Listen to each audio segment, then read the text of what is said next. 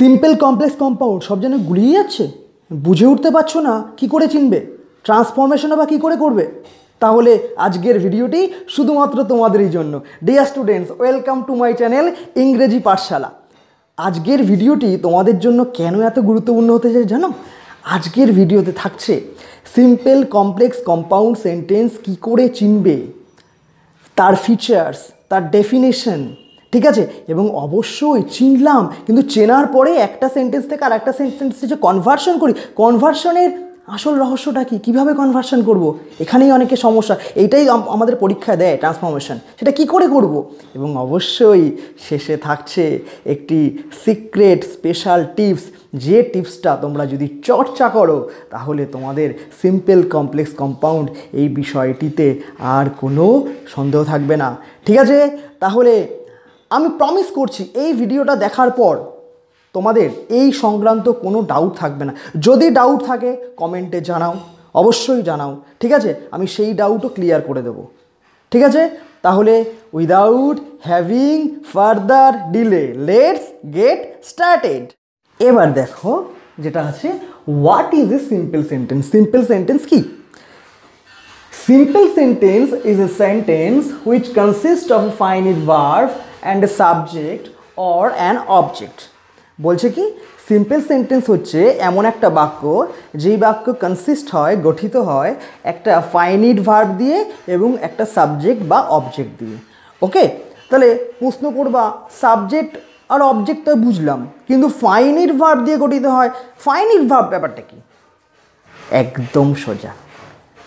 Finite কথার অর্থ সসীম, যেটার মধ্যে সীমাবদ্ধতা আছে, যেটা কমপ্লিট করে, এটাকে বাংলা অনেকে সমাপিকা ক্রিয়াও বলে, ঠিক আছে। তাহলে সসীম ভার্ব বা সমাপিকা ভার্ব একটা থাকবে এবং একটা সাবজেক্ট বা অবজেক্ট থাকবে, ঠিক আছে। ব্যাপারটা যেমন গুলিয়ে যাচ্ছে, উদাহরণ ছাড়া বোঝানো সম্ভব নয়। উদাহরণ দিই, আচ্ছা দেখো, আমি যদি বলি he likes to eat rice, সে ভাত খেতে পছন্দ করে, ঠিক আছে। ভালো করে খেয়াল করো, এটা একটা সিম্পল সেন্টেন্স। কেন এটা সিম্পল সেন্টেন্স? তার কারণ এটা হচ্ছে কি একটা ফাইনিট ভার্ব আছে, এটাও একটা ভার্ব। এটা কি ভার্ব পরে বলছে, এটাকে নন ফাইনিট বলে। প্রশ্ন করবা স্যার এটা ফাইনিট কেন, এটা ফাইনিট নয় কেন? এটা এই কারণেই ফাইনিট, এটা বাক্যের অর্থকে কমপ্লিট করে। আমি ফাইনিট ভার্বের সংজ্ঞা কী লিখেছি? A finite verb is that verb which helps a sentence to be complete in itself. Finite verb এমন একটা ভার্ব যেই ভার্বটা একটা বাক্যকে কমপ্লিট হতে সাহায্য করে। ওকে, তাহলে তুমি ভালো করে খেয়াল করো, আমি যদি বলি সে পছন্দ করে, এই বাক্যটা লাইকস ভার্বটা দিয়ে যদি আমি কমপ্লিট করি, তাহলে লাইকস ভার্বটা দিয়ে কিন্তু বাক্যটা সেপারেটলিও ইন্ডিপেন্ডেন্টলি বলা যায়, ঠিক আছে। এই ইট না হলেও হয়, কিন্তু যদি বলি, আমি যদি শুধু বলি টু ইট রাইস, ভাত খেতে, ভাত খেতে কি কি ভাত খেতে, সেন্সটা ইনকমপ্লিট। তাহলে এই টু ইট আলাদা করে কোনো বাক্য গঠন করতে পারছে না, কোনো বাক্যের অর্থই প্রকাশ করতে পারছে না। কিন্তু আমি আলাদা করে বলতে পারি সে পছন্দ করে আমাকে, বা সে পছন্দ করে, আলাদা করে বলতে পারি, কারণ বাক্যটা এই লাইকস ভার্বটা দিয়ে কমপ্লিট হয়েছে। তাই এই লাইকসটা হচ্ছে ফাইনিট ভার্ব। তাহলে আমি আগে কি বলেছি, একটা সিম্পল সেন্টেন্স হতে গেলে সাবজেক্ট দরকার, অ্যাক্টিভ ভয়েসে, প্যাসিভ ভয়েসে অবজেক্ট দরকার, ওকে, আর একটা ফাইনিট ভার্ব দরকার, এখানে ফাইনিট ভার্ব রয়েছে। আর একটা ফাইনিট ভার্ব ছাড়া অনেক নন ফাইনিট ভার্ব থাকতে পারে, অর্থাৎ ইনকমপ্লিট ভার্ব থাকতে পারে। এখানে একটা আছে, এখানে একের বেশি টু দিয়ে যুক্ত হতে পারে, আইএনজি দিয়ে যুক্ত হতে পারে, একের বেশি অনেক নন ফাইনিট ভার্ব অসমাপিকা ক্রিয়া থাকতে পারে, কিন্তু ফাইনিট ভার্ব একটাই থাকবে, ওকে, আর সাবজেক্ট বা অবজেক্ট একটাই থাকবে। এটা হচ্ছে গিয়ে সিম্পল সেন্টেন্স। তাহলে সিম্পল সেন্টেন্সের ধারণা দিতে পারলাম, আশা করি বুঝেছো। ওকে, দেখো কি বলছে, what is a complex sentence. Complex sentence কি? A complex sentence is a sentence which is consisted of an independent clause and one or more than one dependent or a subordinate clause. খুব কঠিন মনে হচ্ছে? একদমই কঠিন না, শুধু টার্মগুলোই কঠিন। ডিপেন্ডেন্ট, সাবঅর্ডিনেট, বিষয়টা ততটাই সোজা। গ্রামারের কচকচা নেই, তাই মানে সংজ্ঞা লেখালাম, তাই বলে দিলাম, অত কঠিন নয়, একদম সোজা। বলি, ধরো কমপ্লেক্স সেন্টেন্সের ব্যাপারটা কি, একটা বড় সেন্টেন্স, আমি উদাহরণ দিই, উদাহরণ ছাড়া কিচ্ছু বোঝানো সম্ভব না। দেখো আমি ধরো একটা বাক্য লিখলাম যে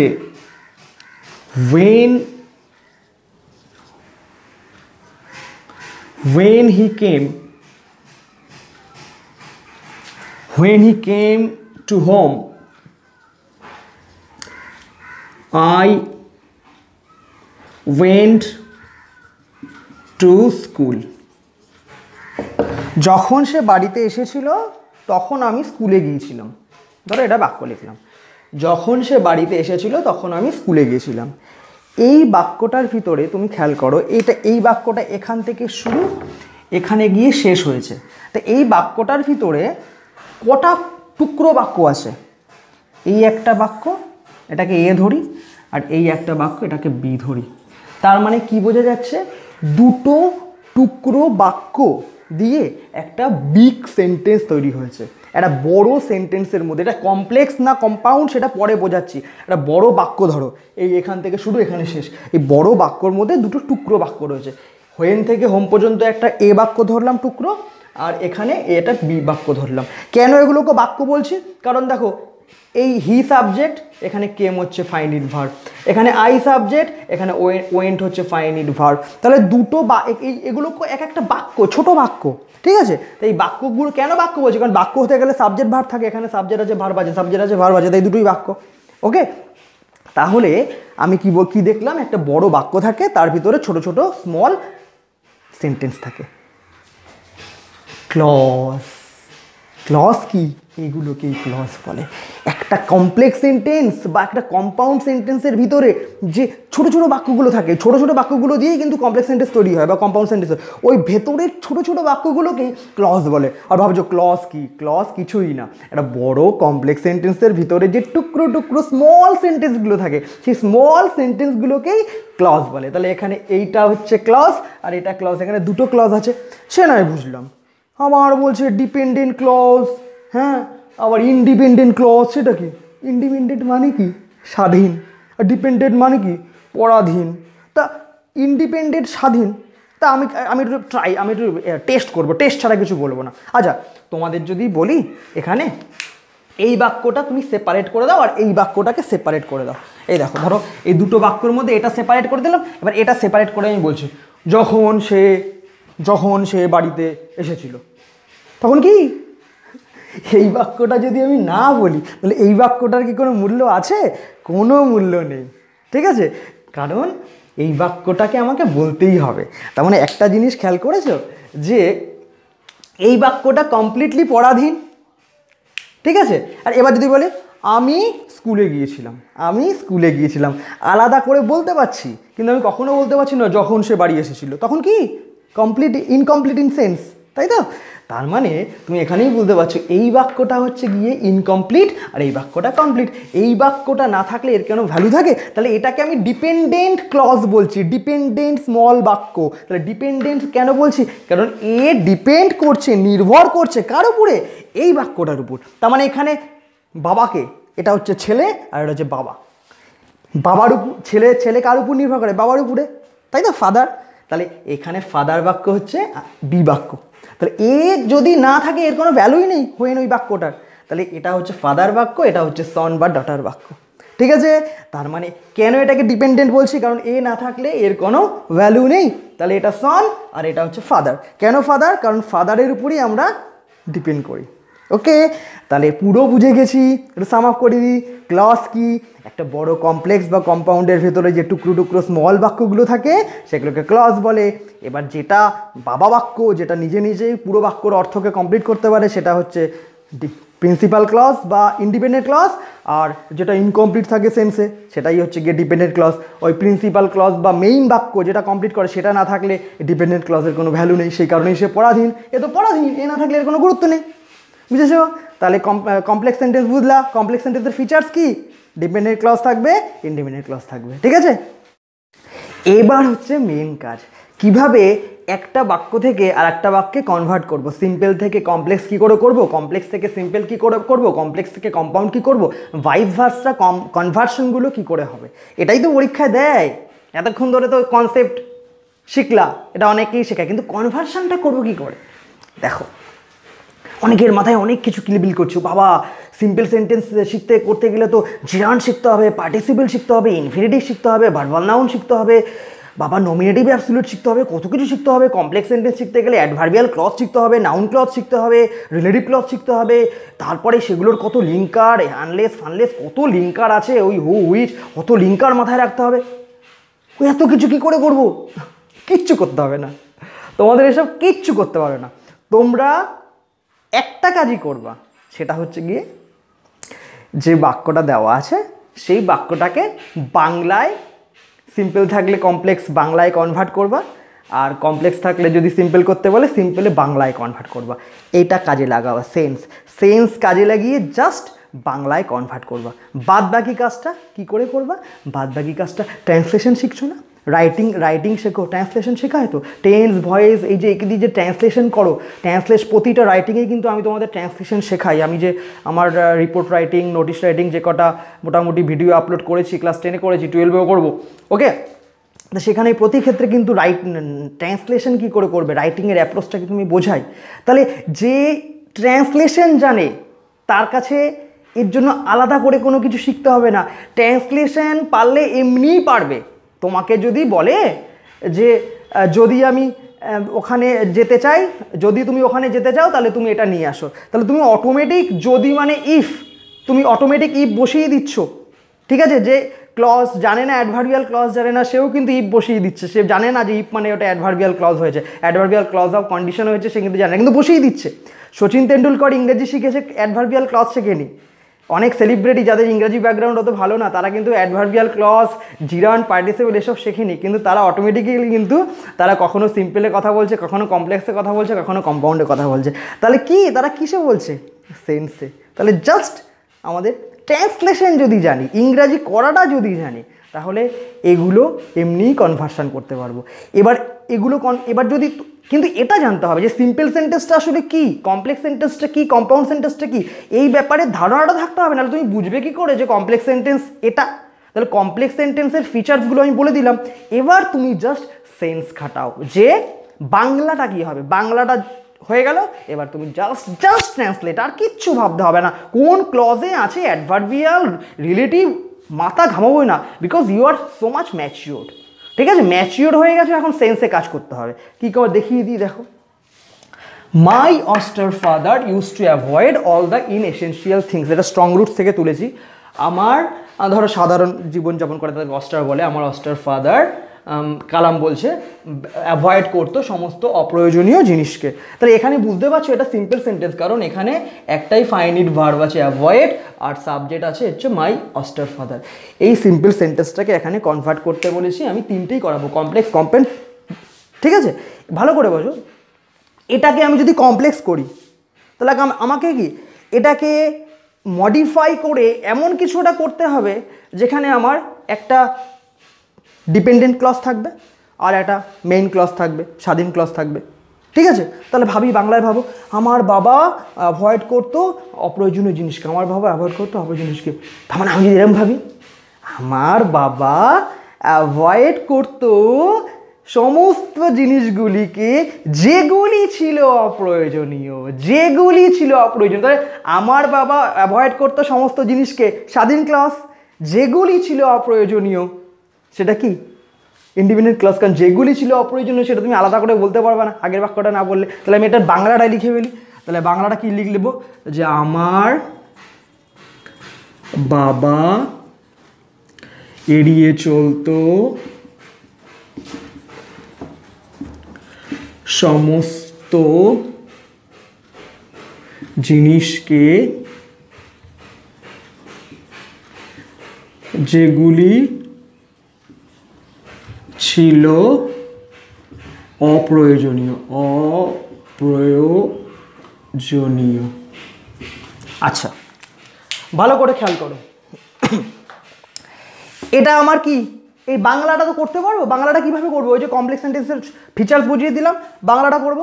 এবার কি, কোনো ক্লজ জয়নিং ফয়নিং মাথায় রাখার দরকার নেই, এটাকে ট্রান্সলেট করবো। কেন, তুমি জানো না যে আমার বাবা এড়িয়ে চলতে সমস্ত জিনিস, যেগুলি ইংরেজি জানি না, হুইচ, যে ইংরাজি হু জানি না, যে বা যারা ইংরাজি হু জানি না, এটা কমন, একদম কমন। ওই গ্রামারের কচকে নিতে যাবোই না। হুইচ মানে যেটি জানি তো, যেটি বা যেগুলি, সেটাই ট্রান্সলেট করে দেবো। তাহলে কি, মাই ফাদার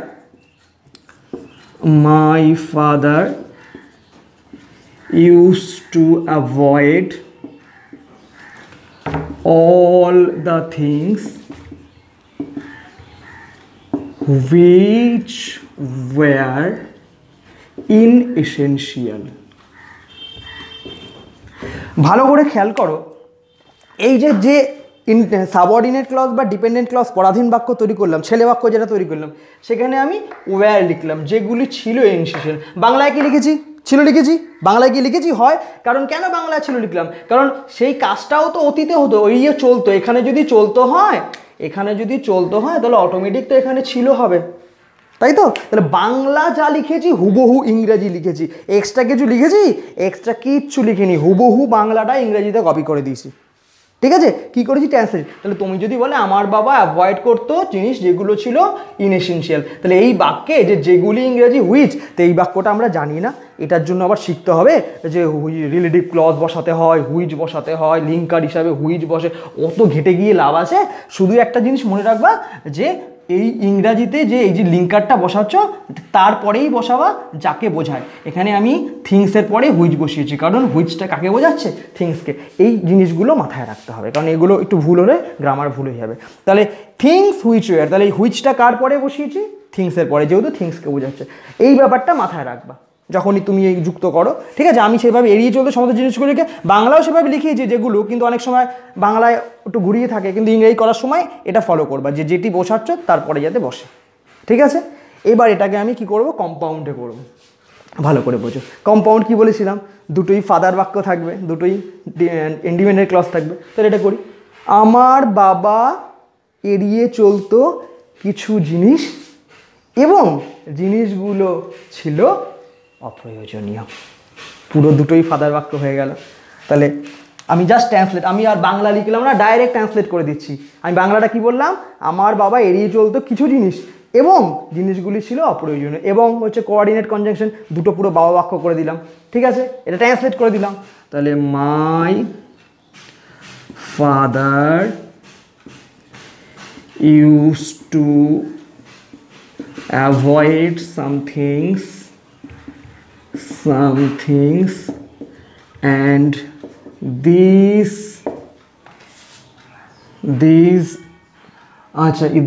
were inessential। দেখো হয়ে গেল। এই যে এই পর্যন্ত হচ্ছে গিয়ে একটা ক্লজ, একটা বাক্য, আর এন্ডের পরে একটা বাক্য, দুটোই ফাদার বাক্য, তাই হলো কম্পাউন্ড। তাই তো? এবার ওয়েট করছো, স্যার তো বলেছে যে একটা সিক্রেট টিপস বলবে লাস্টে। বলবো। দেখো, সিক্রেট টিপসটা কিছুই না, তোমাদের প্র্যাকটিসে সাহায্য করবে। তোমরা কোনো একটা আনসিন প্যাসেজ পড়ছো, বা তোমরা টেক্সট পড়ছো, ঠিক আছে, বা রাইটিংও পড়ছো, সেখান থেকে কিছু না, দিনে 5টা 7টা করে বা 10টা করে বাক্য, একটা আনসিন প্যাসেজ হোক বা রাইটিং হোক, সেগুলো তো হয় কমপ্লেক্সে লেখা, নাই সিম্পলে লেখা, তুমি তোমার প্রজেক্ট ওয়ার্ক তৈরি করো। সেখান থেকে আজকে ধরো আমি 5টা বাক্য টুকবো, ডিসাইড করলাম। এবার একটা প্রোজ ধরলাম, সেখান থেকে বাক্যগুলোকে সর্ট আউট করব, সিম্পল, কমপ্লেক্স, কম্পাউন্ড, 3টে চার্ট করব। এই বাক্যগুলো সিম্পল, এই বাক্যগুলো কমপ্লেক্স, এই বাক্যগুলো হচ্ছে গিয়ে কম্পাউন্ড। আমি বই থেকে তুললাম, ঠিক আছে? তুলে আমার এবার এই যে মাথায় কাজ করছে, যখন আমি তুলছি তখন আমার মাথায় কাজ করছে যে হ্যাঁ, এই বাক্যটা এই বৈশিষ্ট্য আছে তাই এটা সিম্পল, এই বাক্যটার এই বৈশিষ্ট্য আছে তাই এটা কমপ্লেক্স। আমার মাথায় কিন্তু কাজ করছে। এবার তোমার যখন তোলা হয়ে গেল, এবার তুমি আলাদা আলাদা সর্ট আউট, প্রথম কয়েকদিন আমি সর্ট আউট করো।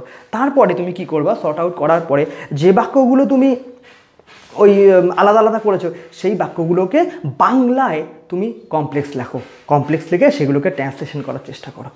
ট্রান্সলেশন যদি করতে না পারো, আমাকে কমেন্টে জানাও, আমি তোমাকে হেল্প করব, অবশ্যই তোমাদের হেল্প করব। ঠিক আছে? যে কোনো প্রবলেমে আমাকে জানাও, ঠিক আছে? কিন্তু ওই পদ্ধতিটা করো, অর্থাৎ প্রজেক্ট ওয়ার্কের মতো যেগুলো পড়ছো ওগুলোকে আলাদা করে সিম্পল, আলাদা করে কমপ্লেক্স। তাহলে কি তোমাদের প্রথমে আইডেন্টিফিকেশনের পাওয়ারটা বাড়বে, প্লাস তোমার ট্রান্সলেশনের পদ্ধতিটাও কিন্তু বেড়ে যাবে। ঠিক আছে, সেন্স কাজ করবে যখনই তুমি করবে বাংলা, তখন কিন্তু সেন্স কাজ করবে না, এইভাবে হলে এটা কমপ্লেক্স হয়। ঠিক আছে, তাহলে আশা করি ভিডিওটা খুব ভালো লেগেছে। ঠিক আছে, যদি ভালো লাগে অবশ্যই একটা লাইক দাও এবং এই ভিডিওটা যত বড় শেয়ার করো, কারণ তোমাদের বন্ধুবান্ধবও এই ভিডিও দেখে উপকৃত হতে পারে। ওকে, এবং অবশ্যই এই ধরনের ভিডিও যদি চাও তাহলে চ্যানেলটিকে সাবস্ক্রাইব করো। ভালো থাকো, সুস্থ থাকো, বাই।